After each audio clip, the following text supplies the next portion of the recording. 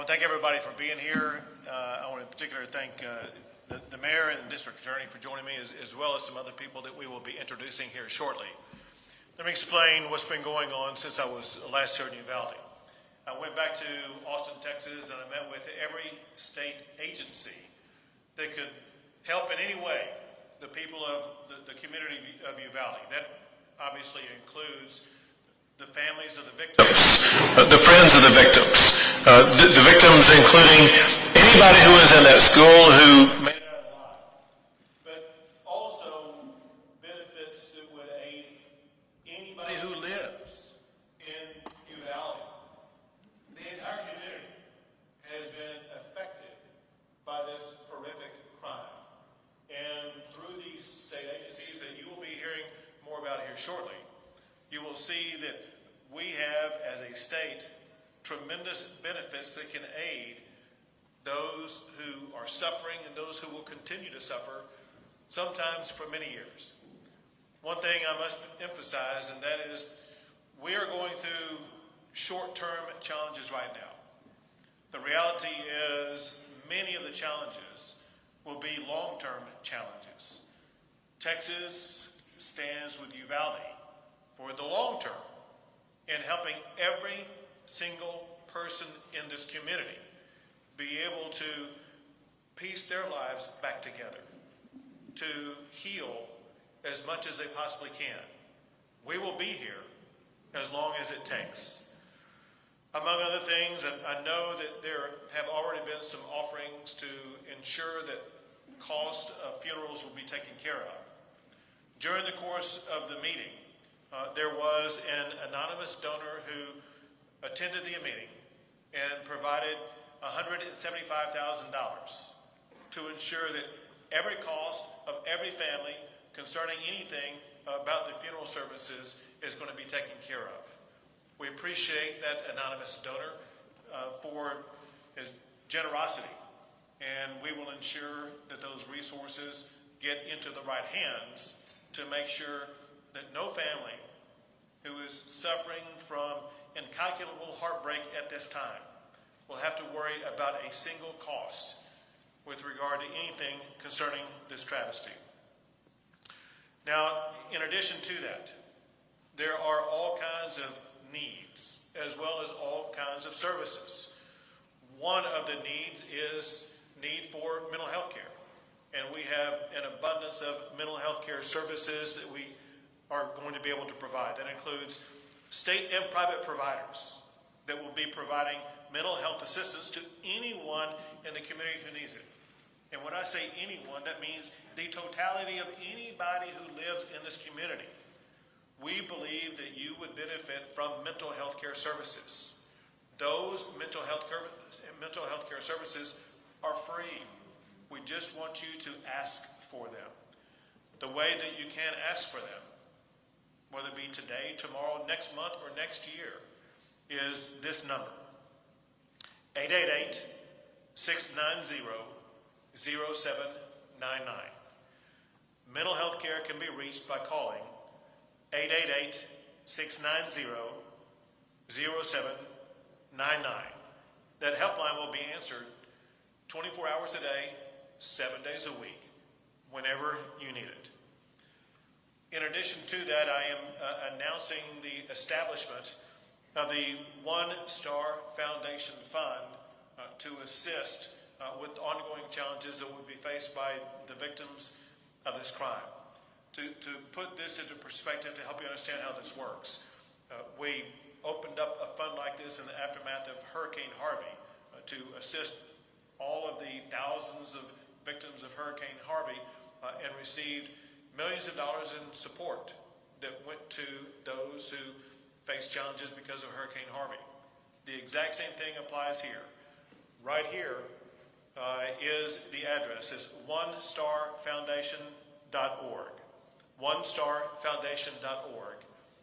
To be more precise, if you go to onestarfoundation.org/Uvalde, you make a contribution at that site that is already a pre-registered 501c3 organization. Provide a donation to that site. There is no overhead cost. 100% of the money that you donate is going to be going directly to victims of this horrible crime to help them with their lives. One of the pre-designated donation sites that it would be going to is the Robb School Memorial Fund. So again, the onestarfoundation.org.uvalde. Well, you can do your part to help out the people in this community that are suffering in incalculable ways.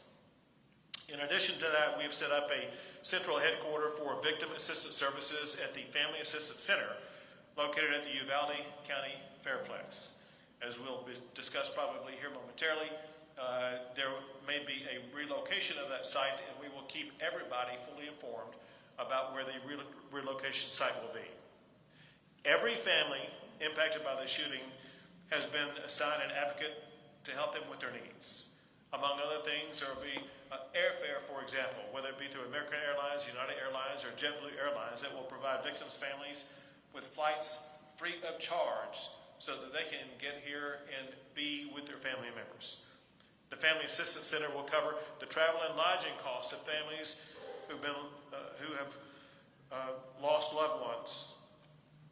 Healthcare costs of families impacted by this tragedy will also be covered by Texas insurance companies and donations from private citizens. The Texas Housing and Community Affairs, for example, they have a fund to pay for needed supplies right now, whether it be food or gas or other essential needs. And that money is available right now as we speak. Also, at the Family Assistance Center, the Health and Human Services Commission, who you'll be hearing from more here in a second, they will assist families in finding health and human benefit programs. Staff from the Texas Department of Insurance, the Teachers Retirement System, the Employees Retirement System will provide access to benefits, including workers' compensation. Staff from the Texas Workforce Commission are available to get families child care and unemployment benefits. And state staff are available to provide assistance to business owners impacted by this tragedy. Healing the broken hearts, it's going to take a long time. But through the generosity of our fellow Texans and the good works of neighbors helping neighbors, we can begin to stitch back together the fabric of Uvalde. Helping us to do that is the leader of Uvalde himself, and that is the mayor of Uvalde, who I would like to ask to speak at this time. Governor, I'd like to thank you for bringing all these state agencies here and the services you've offered our community, our citizens, because these families are going to need this help, not just today, but in the long term, as you mentioned. So for that, Governor, I appreciate it. And all I can say is I've seen you these last 2 days and the compassion and that you felt along with these families, and that I really admire it. I thank you. And like I said, and we appreciate everybody from all over the world and the country that has sent messages of encouragement and so forth. I mean, our hearts are broken here in Uvalde. It's a very, nobody ever wants to have to go through this, especially as a mayor. I never thought this was something I would have to go through. My heart's broken for these families. But the one good thing about our community is Uvalde's a strong community. I think if some of you reporters have been here a while enough, you'll see that there's a lot of unity in our community. And it will take some time, but we will get over this, and Uvalde will come back stronger and better than ever. So God bless you, and thank you. Thank you very much. And someone who has been actively engaged in helping the victims of crime already and will remain engaged all the way through is the District Attorney, Christina Mitchell. Thank you, Governor, for being here. And we want to thank everybody that's reached out to us in Uvalde from across the state, from across the country, and across the world. We greatly appreciate all the support and kind words and prayers and assistance that has been sent to us. And like the mayor said, here in Uvalde County, we are down-to-earth people, we are salt-of-the-earth people, and we are a family. And like a family, we're going to get through this together with each other and for each other, and we're asking everybody across the world to continue to support us. So I, the district attorney, along with the FBI victims assistance people, the DPS victim assistance people, the Attorney General's office, we have set up a family assistance center at the Uvalde County Fairplex here in Uvalde. And at that center, it's a one-stop shop for all the victims. And we say victims, we mean everybody that was associated with Robb Elementary School. And when you come there, you're going to meet with a counselor, you're going to meet with all the services that the state has to offer, funeral services, Blue Cross Blue Shield, the Mexican consulate is there, the Red Cross is there, and we're there to provide all the services any family may need. And if you need something that's not there, then let me know and we will find it for you. And that's going to be open and continue until June the 1st. We are open from 9 a.m. until 5 p.m. There's also food there and a play center for children.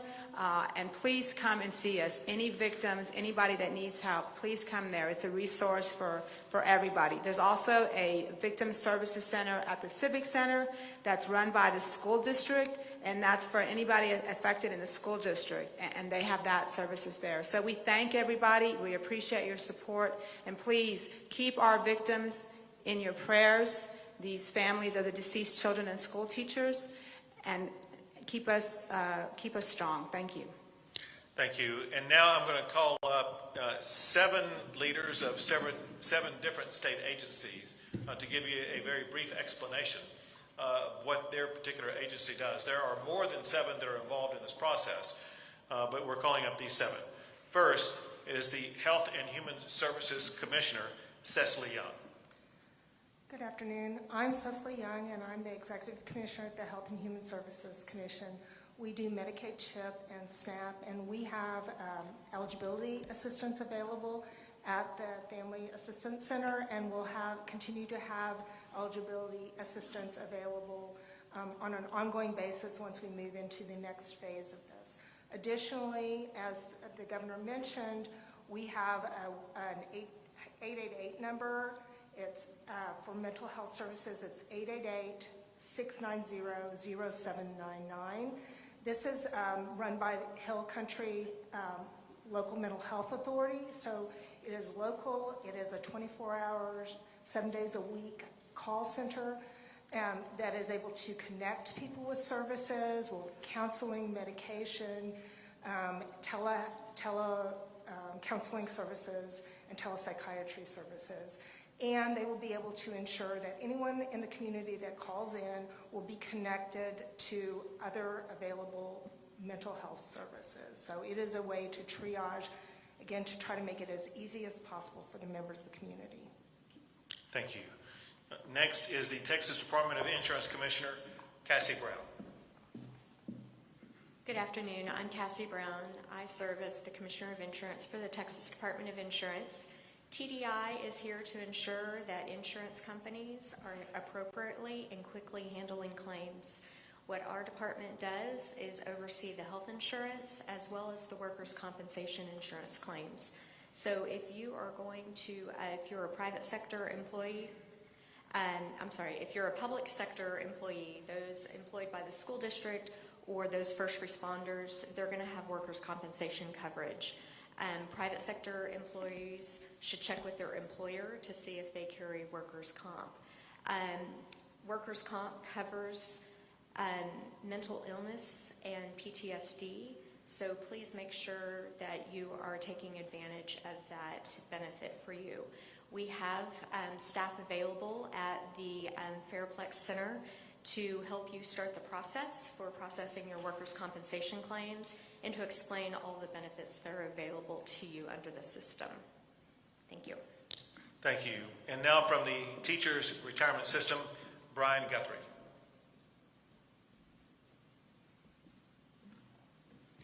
Thank you. Good afternoon. My name is Brian Guthrie. I'm the Executive Director of the Teacher Retirement System of Texas.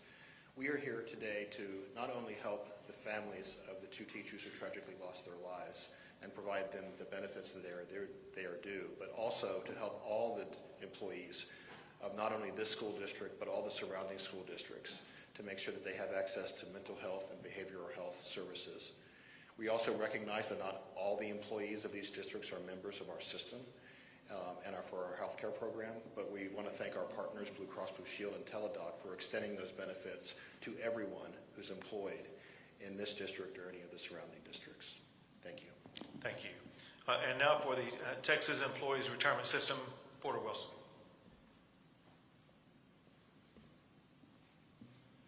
I'm Porter Wilson, the Executive Director of the Employees Retirement System of Texas. We provide retirement benefits, but more importantly here, health insurance benefits to state employees, but also to employees of higher education in the community. So the local community college employees will get health insurance from Health Select of Texas, which is provided by Blue Cross Blue Shield of Texas. And we've activated a 24-hour crisis hotline to help connect medical and mental health services. And we have that information available on the flyer. Thank you. And now from the Texas Workforce Commission, Ed Cerna.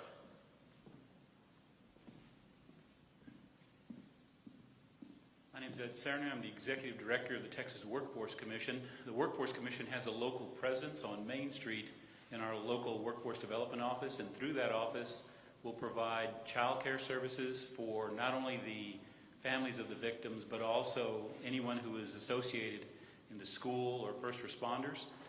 We'll also look to protect any TANF or SNAP benefits that an individual is receiving so that they don't lose those benefits because they're unable to work or to continue their training.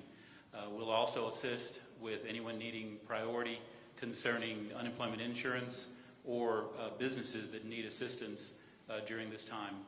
We're available locally, so please, and we're also out at the Assistance Center as well.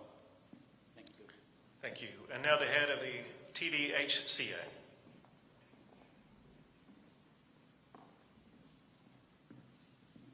Good afternoon. I'm Bobby Wilkinson. I'm the Executive Director of the Texas Department of Housing and Community Affairs. We have a very flexible pot of grant funding that we're funding our local partner, the Community Council of South Central Texas. They have a field office here. They're at the Family Assistance Center.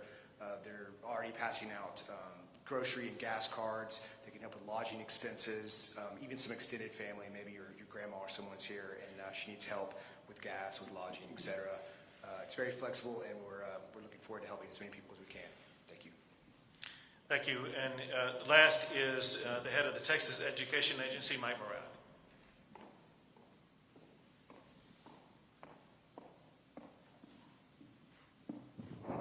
Thank you. TEA has been working in close coordination with the school system. I want to say thank you publicly to Hal Harrell for your leadership and for the work that all of our educators have done. The agency provides support directly in the form of grant funds. We have offered supplemental counseling services. Those counseling services have been provided really around the clock since this began, and will continue to provide support as the school district prepares its responses for both summer and this fall. Thank you. So once again, whether it be the services you heard about, or there are many more that we talked about earlier, providing briefing to local officials. The state of Texas has robust resources to ensure that these families who have been devastated by this horrific crime, as well as the entire community, we will be able to help them with any and all of their needs. I cannot overemphasize enough that everybody, students, teachers, law enforcement, everybody in this community, please avail yourself of absolutely free mental health care. It'll pay off in the long run. With that, I'll be happy to take a few questions.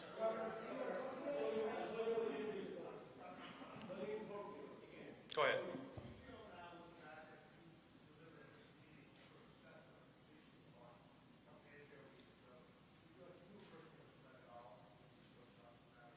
Sure. So,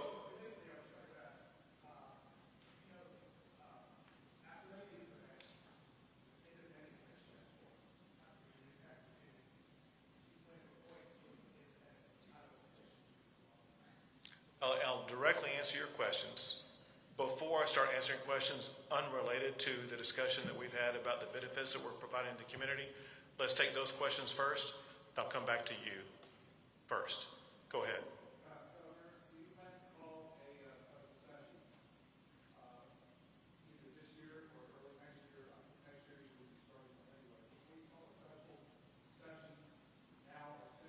I'll put you second in the queue. Let me make clear, maybe I wasn't clear. Before I start taking questions, unrelated to the benefits that we're providing to the community. We have an obligation as a state to communicate to the people of this community the benefits that are available to them. Their lives are crushed. They have no idea what's going on. They may have no idea whatsoever how they're going to pay a bill. Let me give you an easy example of something explained to me.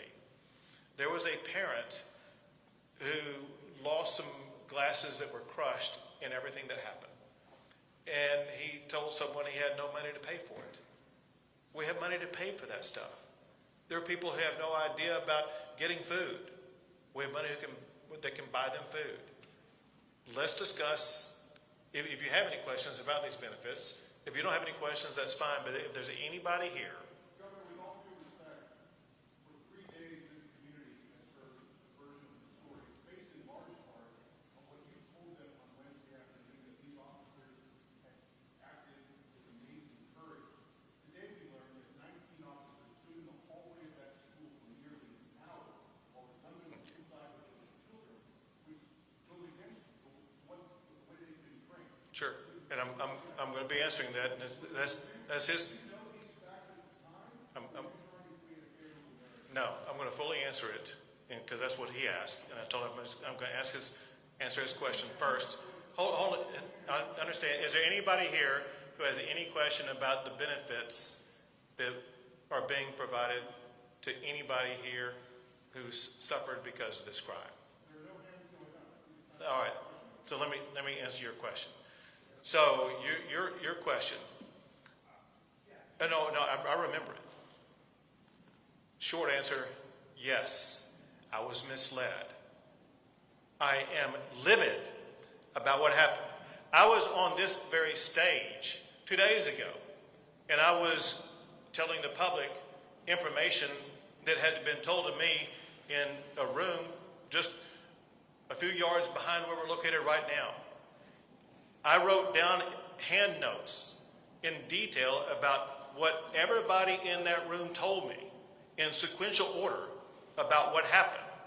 And when I came out here on this stage and told the public what happened, it was a recitation of what people in that room told me, whether it be law enforcement officials or non-law enforcement officials, whatever the case may be. And as everybody has learned, the information that I was given turned out in part to be inaccurate. And I'm absolutely livid about that. And here's my expectation. My expectation is that the law enforcement leaders that are leading the investigations, which includes the Texas Rangers and the FBI, they get to the bottom of every fact with absolute certainty. There are people who deserve answers the most. And those are the families whose lives have been destroyed. They need answers that are accurate. And it is inexcusable that they may have suffered from any inaccurate information whatsoever. And it is imperative that the leaders of the investigations about exactly what happened get down to the very second of exactly what happened with 100% accuracy and explain it to the public, but most importantly, to the victims who've been devastated.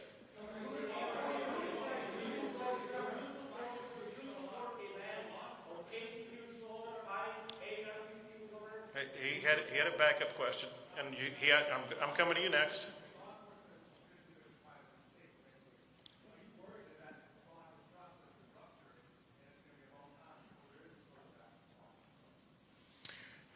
My expectation is that as we speak and in every minute going forward, law enforcement is going to earn the trust of the public by doing exactly what they're supposed to do from this point on, and that is making sure that they thoroughly, exhaustively investigate exactly what happened and explain to you and the public and the victims of the crime exactly what happened.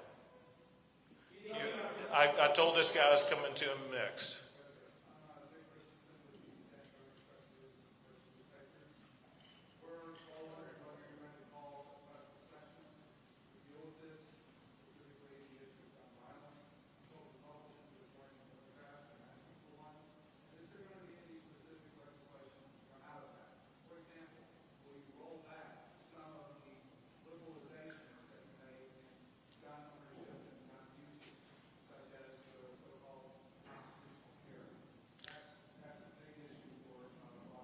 Sure.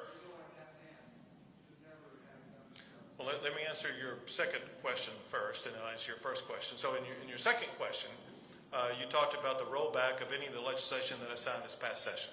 Let's be clear about one thing. None of the laws that I signed this past session had any intersection with this crime at all. No law that I signed allowed him to get a gun, the gun that he did get. And so, again, there was nothing about the laws from this past session that has any relevancy to the crime that occurred here.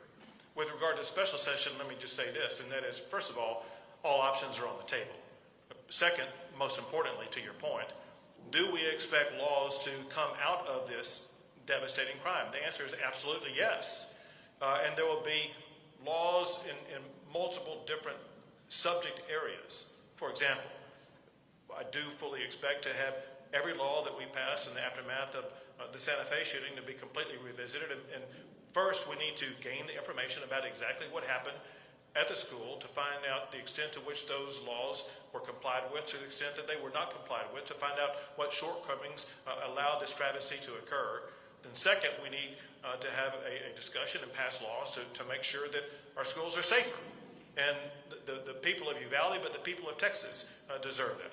Second, as I was discussing 2 days ago, you can expect robust discussion, and my hope is laws pass that I will sign addressing healthcare in this state. There is an array of healthcare issues that we face as a state in general, but there are an array of healthcare issues that relate to those who commit gun crimes in particular. Those need to be addressed, whether it be the healthcare issues that I talked publicly here with the mayor about 2 days ago, and that would affect the community in general, or whether it be laws that address the challenges that are now surfacing that this killer had in his life that lead to someone doing what he did. And then there will be all other kinds of issues. But there will be committees formed, there will be meetings held, there will be proposals that will be derived, many of which will lead to laws that will be passed in the state of Texas. Because let me make one thing perfectly clear. The status quo is unacceptable. This crime is unacceptable. We're not going to be here and talking about it and do nothing about it. We will be looking for the best laws that we can get passed to make our communities and schools safer. Go ahead.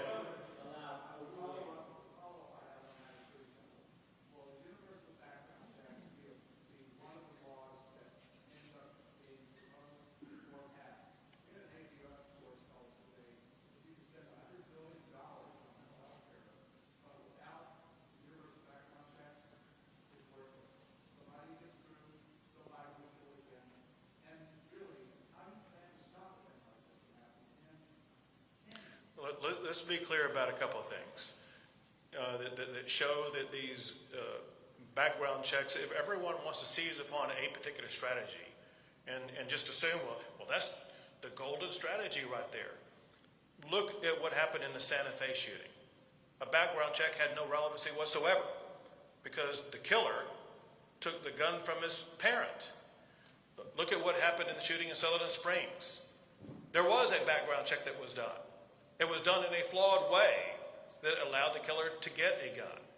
And so anyone who suggests, well, maybe we should focus on background checks as opposed to mental health, I suggest to you is mistaken. If there's anybody here who thinks we have perfect health care in this country, in this world, they're wrong.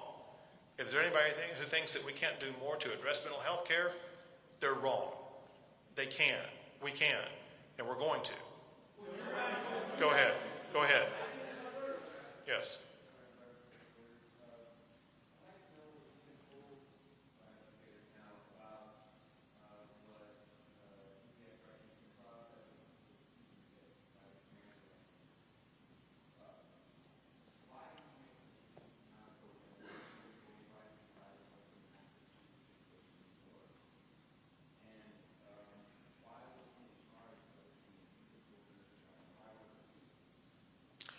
been told about that is several things. One is that this is an ongoing investigation and that there have been obviously new facts and information surfaced, revealed as a result of that investigation that are different today than they were 2 days ago. Second, there will be ongoing investigations that detail exactly who knew what when, who was in charge of what strategy, why was that particular strategy employed, why were other strategies not employed. Bottom line would be, why did they not choose the strategy that would have been best to get in there and to eliminate the killer and to rescue the children? I can't hear you. I can't hear you. Go ahead.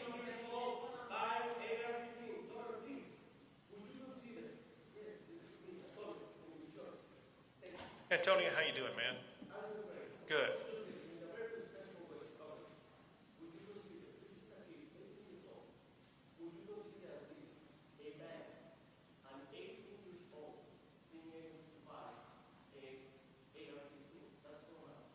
So, it's my understanding that ever since Texas has been a state, an 18-year-old has had the ability to buy a long gun, a rifle. Right.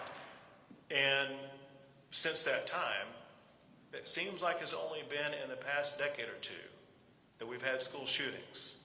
So for a century and a half, 18-year-olds could buy rifles, and we didn't have school shootings, but we do now. Maybe we're focusing our attention on the wrong thing, and we're focusing it on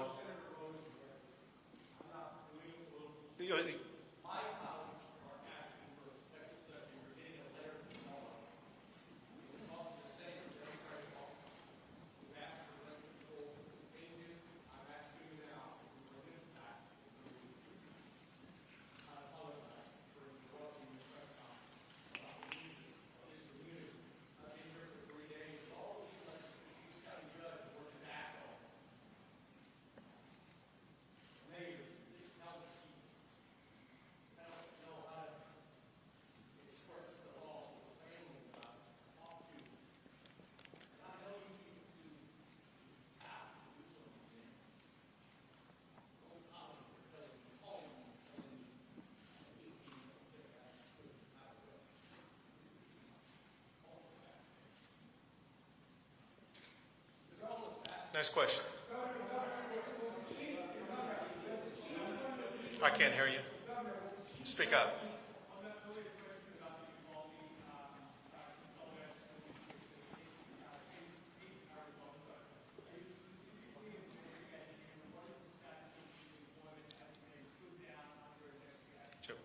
Can I was unable to hear the first part of your question. Would you restate it?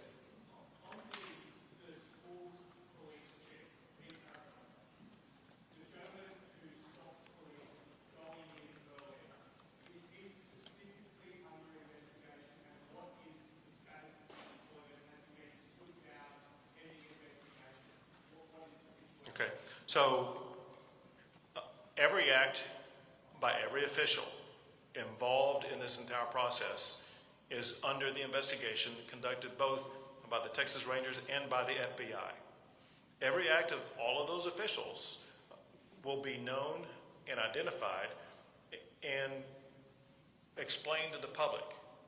But I cannot overemphasize enough, we need to get that information to the families of all these victims who deserve to know the most.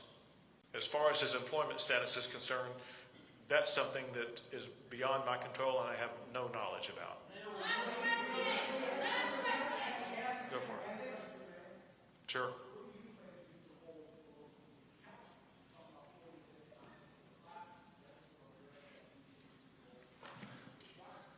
You know, as the governor said, I'm not in law enforcement. I have not.